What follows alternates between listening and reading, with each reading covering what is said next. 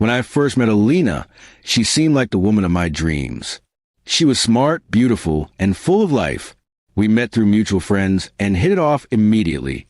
Our chemistry was undeniable, and within months, we were spending almost every day together. I truly believed she was the one. She told me she felt the same, and when I proposed, she cried and said yes without hesitation. Everything felt perfect during our engagement. We were planning the wedding, picking out colors, making guest lists, and dreaming about our future.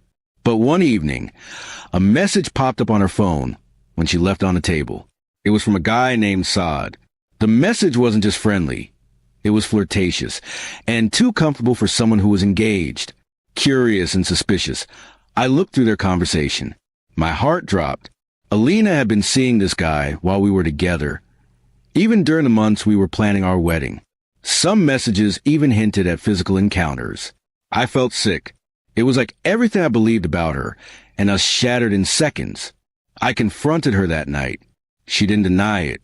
She broke down in tears, say it was a mistake, that it happened early in our relationship before she realized how serious we were. But the chat said otherwise. It went on long after we were official. I was devastated. She begged me not to leave her, saying she'd do anything to fix it. I told her I needed time.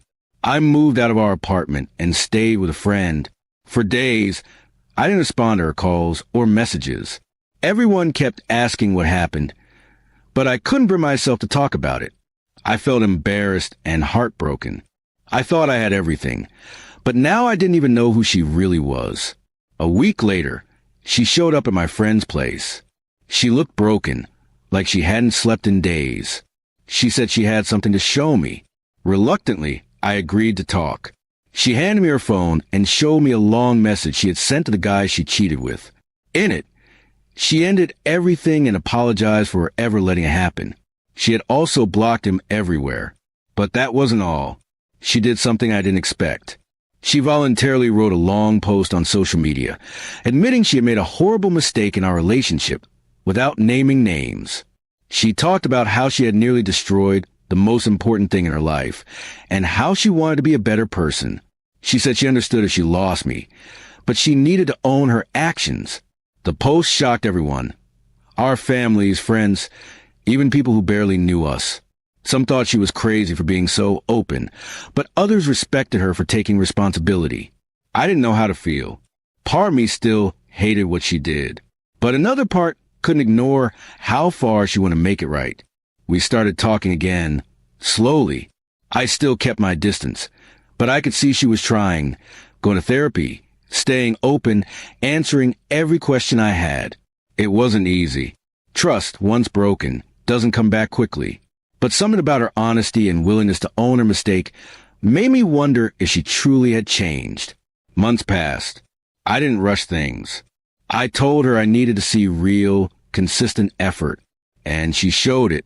She stayed honest, transparent, and patient. Eventually, we decided to go to couples counseling together.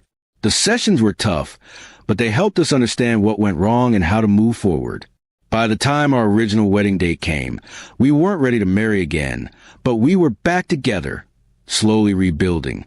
I still had moments of doubt, and sometimes the pain would return out of nowhere, but her actions spoke louder than words. She hadn't just apologized. She had taken full ownership and made changes. A year later, we got married in a smaller ceremony, with only close family. It wasn't the wedding we once planned, but it was real, honest, built on truth, not fantasy. Some people judged me for forgiving her, but it wasn't about them. It was about what I saw in her actions, not just her words. Even now, years later, the memory of her betrayal still stings a little. But so does the memory of her standing in front of the world, admitting what she did, with no excuses. That moment, though shocking, was what saved us. Not her tears, not her promises, but her courage to be truly accountable. Cheating is something I never thought I could forgive, and maybe I never fully did. But I learned that people aren't just their worst mistakes. Sometimes, what they do after the mistake matters more than the mistake itself.